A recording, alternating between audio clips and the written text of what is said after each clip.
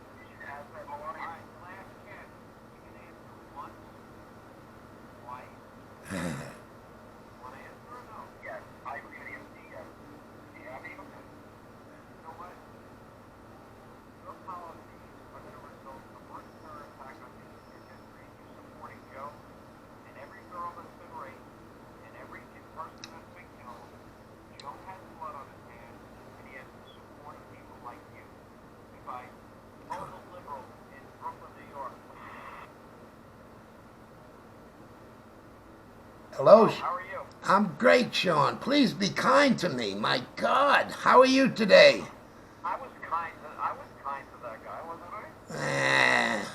I? When you get into your litany, we're both Catholics. You're a hard man to disrupt. I asked him, for example, do you support no bail law? Me? Of course. Bail is not a punishment. That's the end of my discussion on bail. Okay?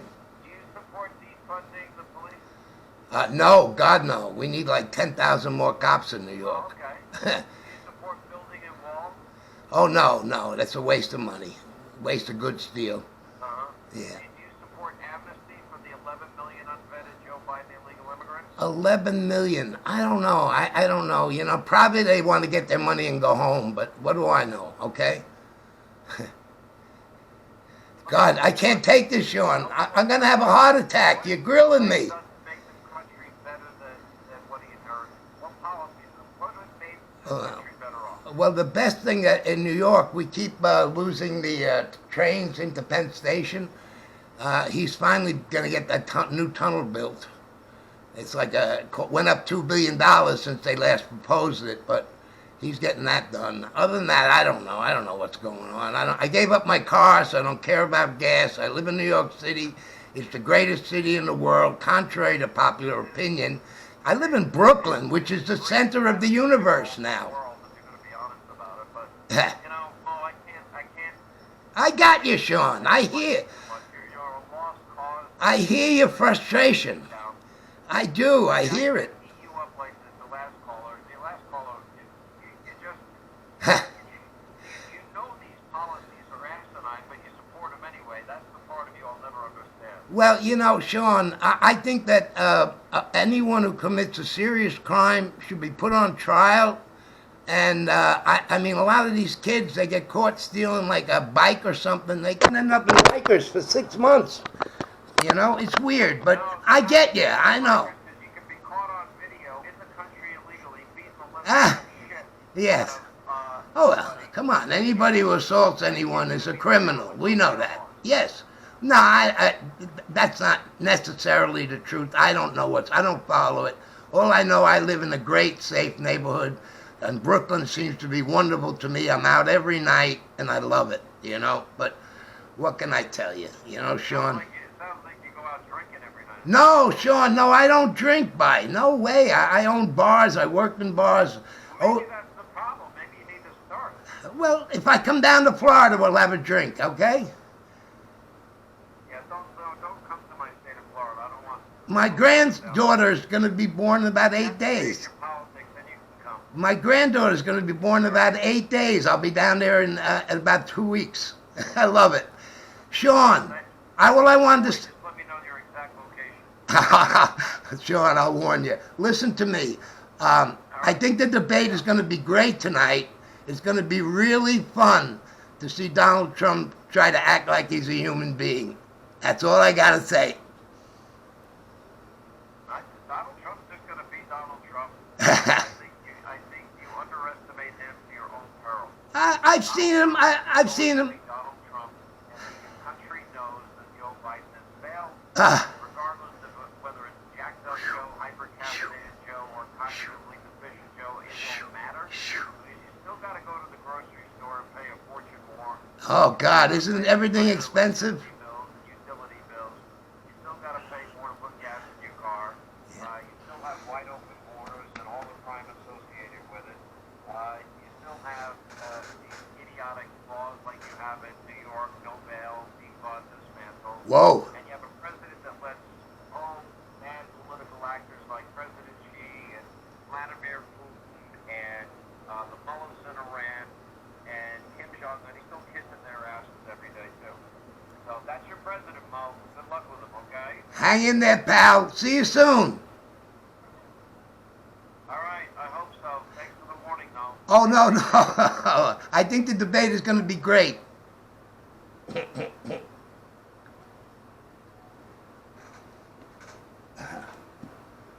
Oh, God.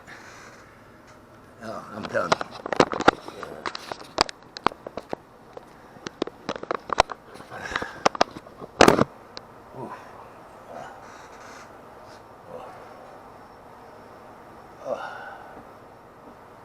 Yes, tsunamis.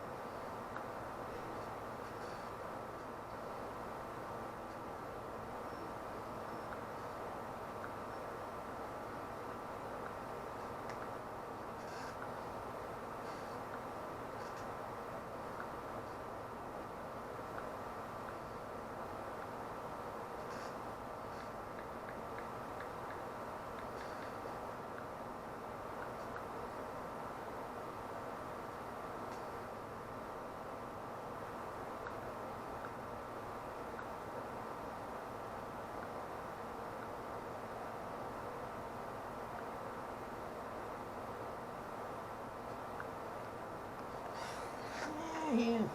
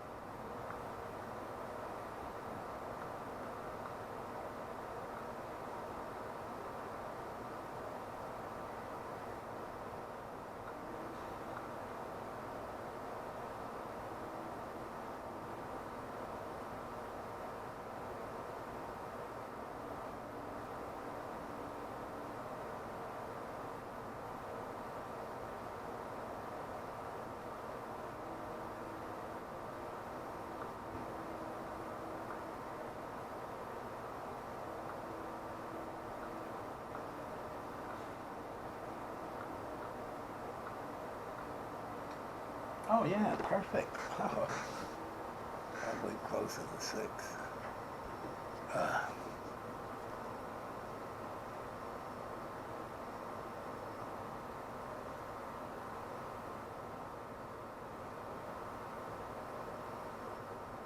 That's weird. There's a lot. Why am I asking it stop?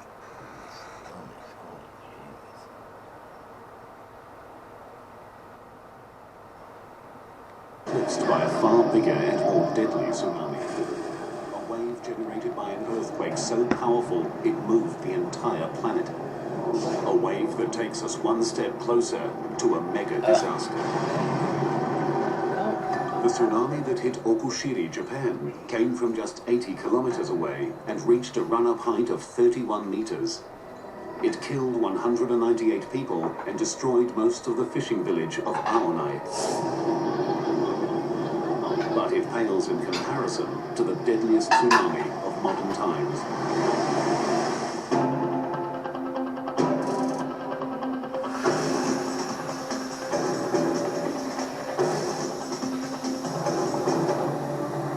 (7:58 a.m. December 26, 2004). Deep in the ocean off the coast of Sumatra, Indonesia, 1,200 kilometers of the Earth's crust ruptures in the second largest earthquake ever recorded.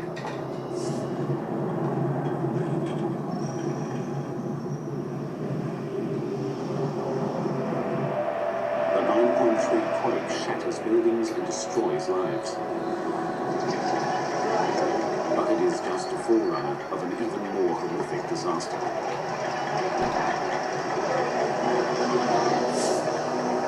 An epic tsunami spreads across the entire Indian Ocean, striking 12 countries. As with Okushiri, Japan, the local effects are the most immediate and the most devastating. 16 minutes after the quake and 250 kilometers from its epicenter, northern Sumatra is struck by 35-meter-high waves. The capital city of Banda Aceh is decimated. More than 160,000 people are killed. Coastal engineer Jose Borrero arrived in Banda Aceh 4 days behind the tsunami. I've seen hurricane damage, and I've seen some flood damage before, and I've seen a lot of tsunamis after effects before also, but this definitely was the worst. What was amazing about it was the scale. 70% of all buildings in Banda Aceh are flattened. More than 70 kilometers of coastline show evidence of wave heights above 30 meters. It was a level of destruction that was, over hundreds of miles of the coastline, the same level of destruction. So it wasn't just isolated pockets of areas that were wiped out, but the entire coast and then the entire city of Banda Aceh.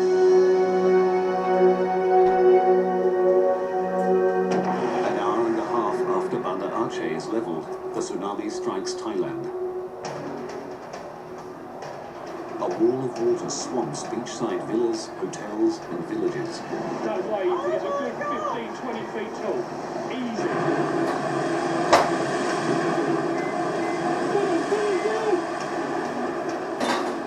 More than 8,000 people die.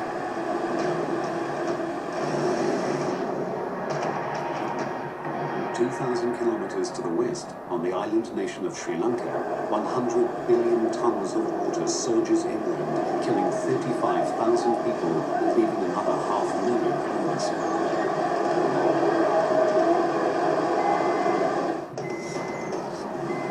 In all, nearly 230,000 people die in the most devastating tsunami in recorded history. The death toll higher than for all other major tsunamis in the past 300 years combined. The power of the earthquake that triggered the tsunami was staggering. The entire planet's sea level rose by 1/10 of a millimeter. Every spot on Earth moved at least 1 centimeter. As scientists struggle to comprehend the enormity of the event, a bizarre anomaly comes to light, one that took an additional tragic toll.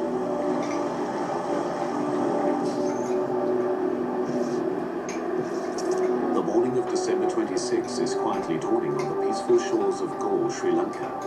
British tourists Camilla and Dominic Welby are sleeping in their beachside bungalow with their 11-year-old son Hector. Suddenly, Dominic is wakened by a strange noise. I went outside onto the veranda and I noticed that the water, which should have been at low tide, was up against the wall of the garden. What Dominic is seeing, without realizing it, is the first sign of the tsunami. At the point of its creation, the bottom of the tsunami, called the negative wave, went east towards Thailand and Indonesia, while the top, the positive wave, went west towards Sri Lanka. When the bottom of a wave arrives first, gravity sucks the water out, lowering the sea level. When the top of a wave arrives first, it comes like a flood. This is what the Welbys are experiencing. I didn't know what it was.